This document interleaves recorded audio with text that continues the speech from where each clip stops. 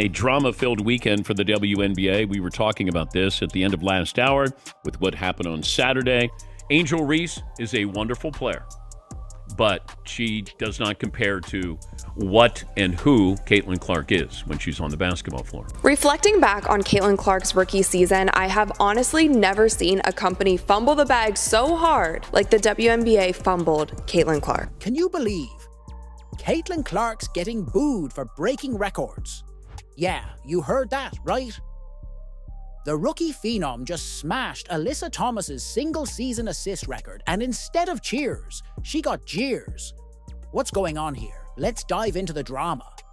That's got the WNBA buzzing and find out why Clark's success is rubbing some people the wrong way. But with the Indiana Fever's season ending last night, it was such a bittersweet end to a phenomenal rookie season that Caitlin Clark had.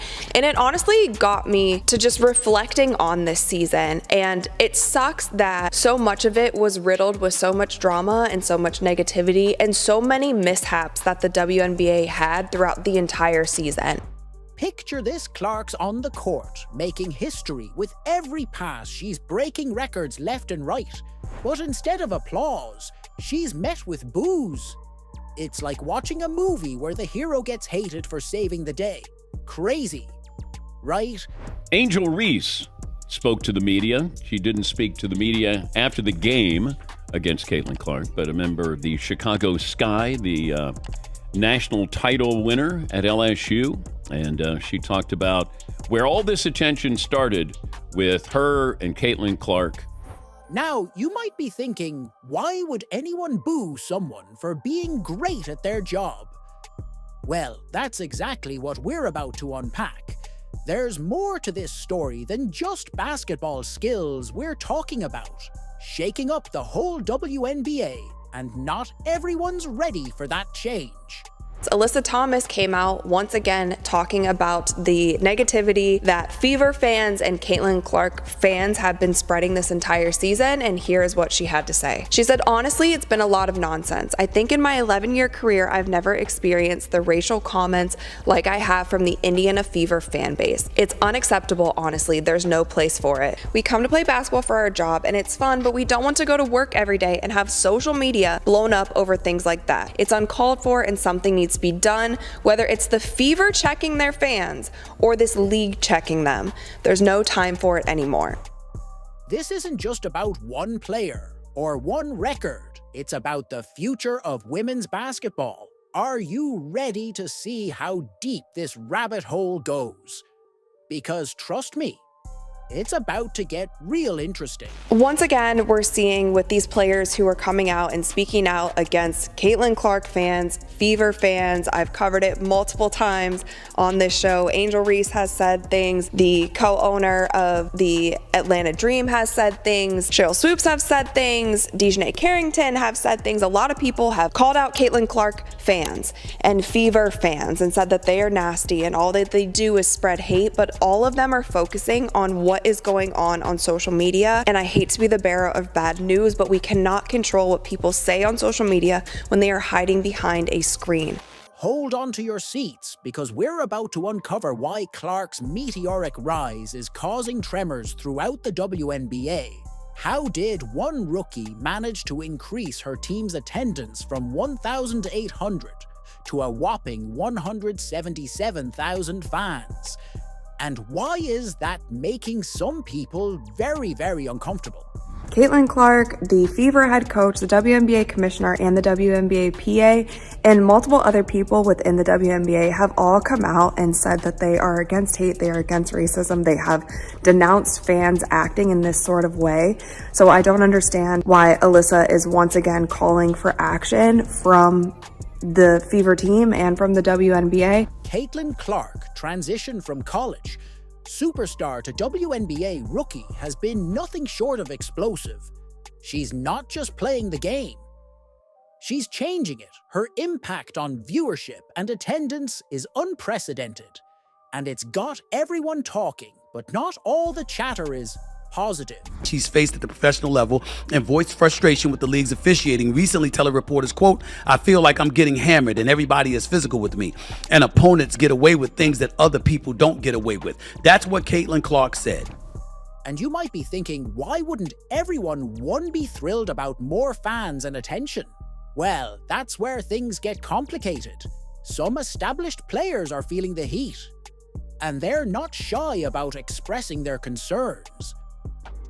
And because of her box office attraction, it's generating more eyeballs to the WNBA product, therefore more revenue for the WNBA product.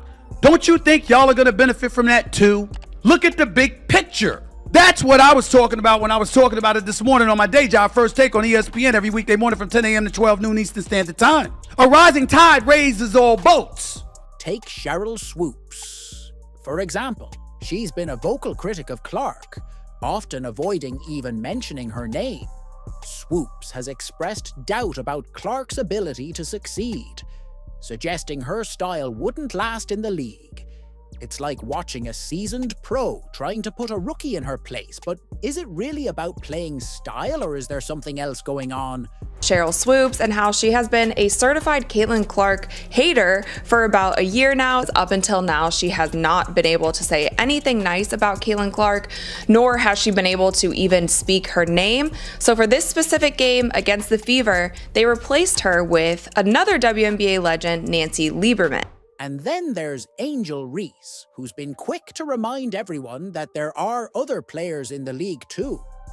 Reese suggested that fans should recognize the contributions of other players. As well, it's almost like she's saying, hey, don't forget about us. It all started from the national championship game, and I've been dealing with this for 2 years now. And understanding, like, yeah, negative things have probably been said about me, but honestly, I'll take that because look where women's basketball is. People are talking about women's basketball, but you never would think that we'd be talking about women's basketball. People are pulling up to games. We got celebrities coming to games, sold out arenas, like just because of one single game. And just looking at that, like, I'll take that role. I'll take the bad guy role, and I'll continue to take that on and be that for my teammates. And if I want to be that, and I know I'll go down in history, I'll look back in 20 years and be like, yeah, the reason why we watching women's basketball is not just because of one person. It's because of me too, and I want y'all to realize that. But here's the kicker. While some veterans are grumbling, the fans are showing up in droves. The Indiana Fever's attendance has skyrocketed from a measly 1,800 fans 2 years ago to an average of 177,000 this season. That's not just an increase. That's a revolution. If Caitlin Clark is the quote-unquote savior, if she's the golden girl, milk it. If I remember correctly, Caitlin Clark signed a $28 million endorsement deal. When nobody in the WNBA getting that, nobody's gotten that yet but her. Asia Wilson is a superstar in the NBA, in the WNBA. She's a two-time champion. This girl is legit. She's the real deal. And those kind of endorsements and all of that stuff ain't come her way. And it's not just about butts and seats. TV viewership is through the roof too. A game featuring Clark attracted over 1 million viewers, blowing other games out of the water. Clark isn't just playing basketball. She's putting on a show that people can't resist watching. These ladies, and I'm a WNBA fan. It's been a good season. They cannot have fucked this Caitlin Clark thing up any worse if they tried. Now you might be wondering, what's Clark saying about all this drama? Well, she's taking the high road. Clark acknowledged the negativity, but focused on the bigger picture, saying, I'll take that because look where women's basketball is. People are talking about women's basketball that you never would think that we'd be talking about.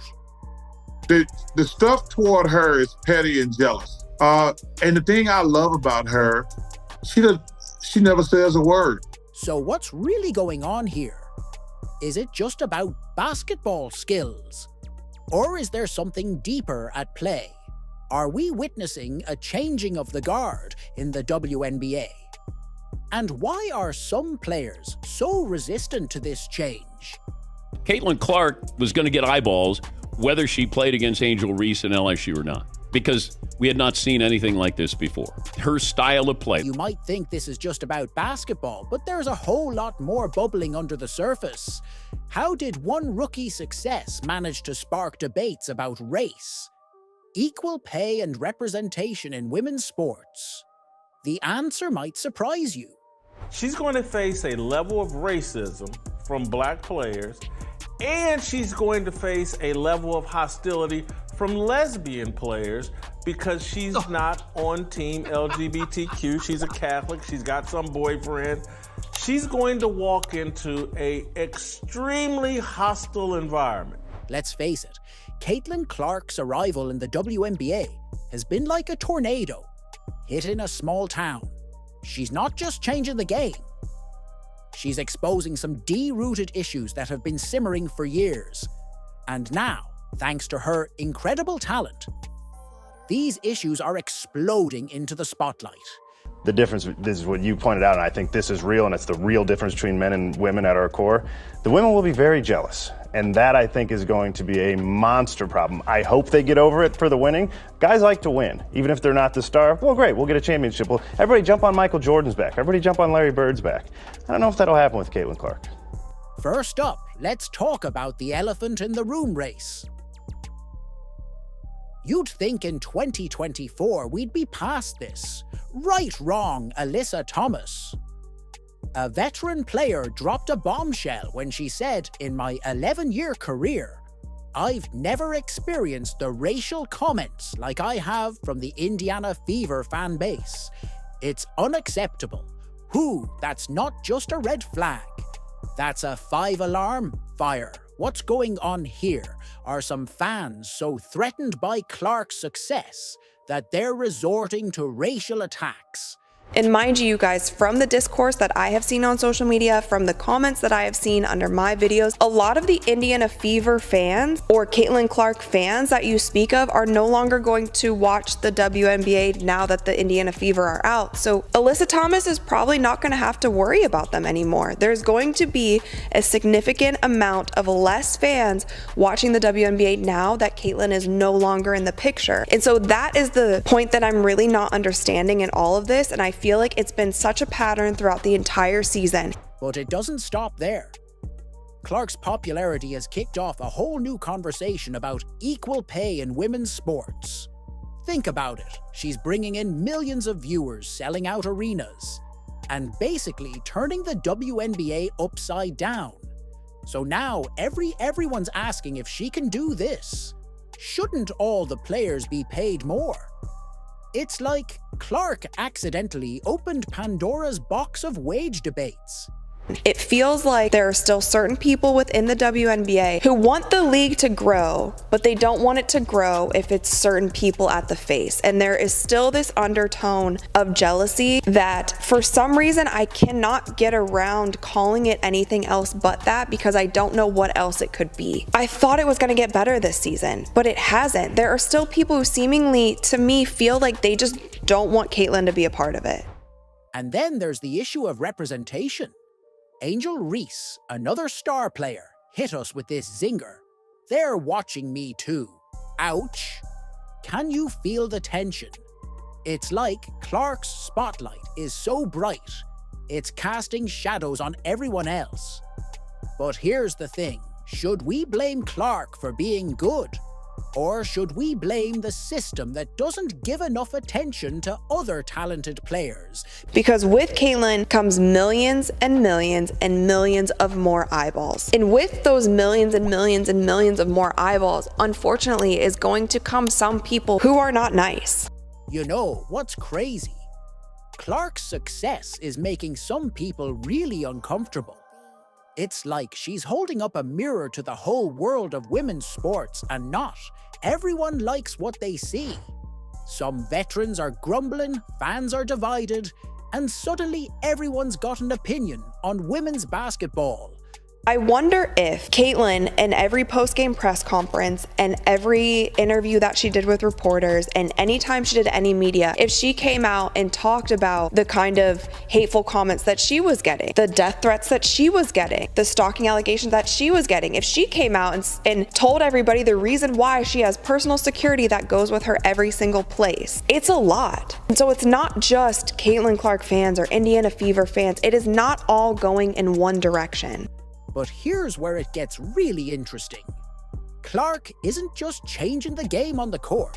She's changing the entire conversation around women's sports. Her success is forcing people to confront some hard truths about equality, representation, and the value we place on women's athletics. So what does all this mean for the future of the WNBA? Are we witnessing the birth of a new era in women's sports, or is this just a temporary shakeup? And how will the league handle these growing pains?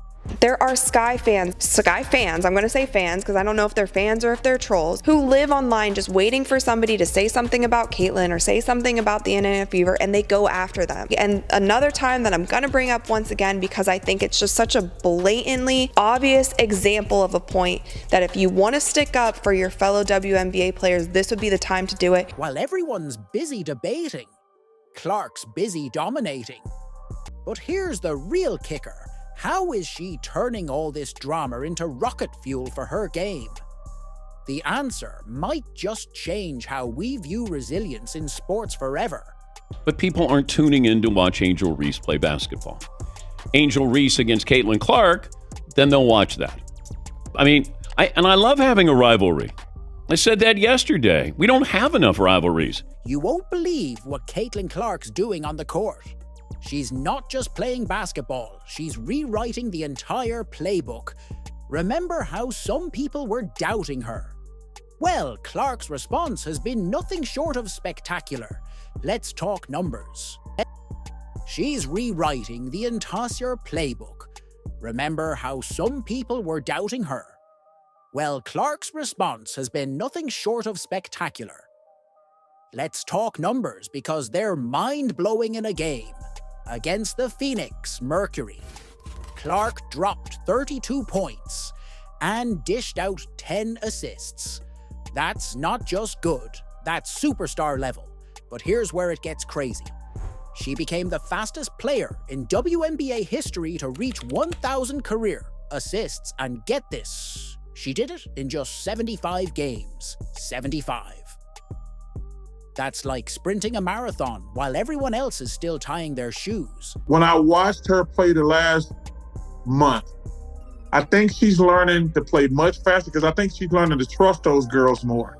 Because, when she's in college, she's not passing to a bunch of great players. Now you can see when she plays, she's playing a lot without the ball. She reminds me a lot of Jason Kidd. But wait, there's more. You know how some people were saying Clark wouldn't cut it in the WNBA? Well, she's not just cutting it, she's slicing through defenses like a hot knife through butter. Her games are drawing more viewers than some NBA matchups. Can you believe that a rookie is outshining established NBA stars in the ratings game? That's not just breaking the glass ceiling, that's shattering it into a million pieces. This is a phenomenon. Caitlin Clark is a phenomenon. And if I said to any of these people who think Caitlin Clark is not the Rookie of the Year, I'd say, who would you want to start your franchise with? Now, I'm not going to put Asia Wilson in there. I'm just saying between these two. Angel Reese is a wonderful player, but she does not compare to what and who Caitlin Clark is when she's on the basketball floor. Plain and simple. Now you might be thinking, okay, she's good, but can she handle the pressure? Oh boy, can she ever? All those boos, all that criticism. It's like Clark's using it as fuel for her basketball fire. She's not just performing under pressure.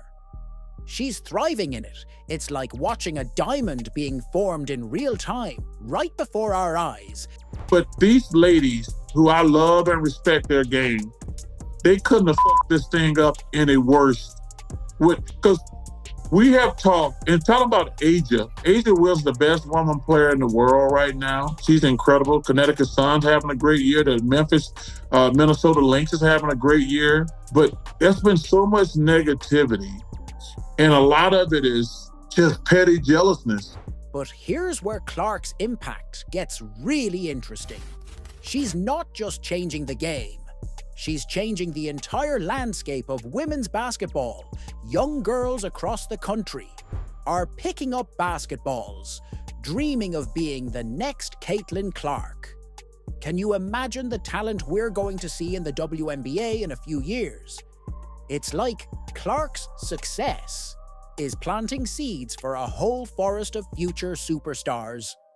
And it all stems back to the one problem that a lot of people in the WNBA see as the one problem, which I think is the solution, and that's Caitlin Clark. If you look at game 1 of the playoffs for the first 4 games, Caitlin Clark and the Indiana Fever had over 1.8 million viewers. This is now on an NFL Sunday. They had over 1.8 million viewers, and the rest of the games had around 400,000 viewers. I have not seen the viewership reports for the games last night yet, but I'm sure that it is probably double of what the Indiana Fever game got on Sunday. The rest of the games, if you added them up together, they still wouldn't add up to 1.84 million. The numbers don't lie here. It is not just a delusional fan base who is just delusional, but they're not really tuning in. No, these people are coming in waves to watch one player who has sold out every single arena that she has played in this season. The Fever attendance is 200,000 more people this season than any other organization. The Liberty is next at 400,000. 200,000 more people came to watch the Indiana Fever than any other team. And it's disappointing to me because it's not every player in the WNBA. And I'm sure that there are many players who are happy to have her in the league. And it's like, if it was my league and somebody was coming in and bringing millions of people, like, I would be excited about that, because you know what? That's a chance for me to impress millions of people who weren't watching before. Now we're seeing comments of people saying, well, it's been real, WNBA, I'm gonna go back to watching football now. Like, I'll be back when Caitlin plays again, or I'll be back when the Indiana Fever play, because now I'm an Indiana Fever fan. There was a moment here that I think if the commissioner, if she would have been brave enough to put her foot down and be like, hey, you know what? We're leaning all the way into this. And I'm sorry if you guys are upset about it, but we're gonna lean all the way in because I believe that this is going to help everyone. We're gonna lean all the way in because this is a great player and she's bringing so many eyeballs to this league that we have deserved to have for many years. And now we have them.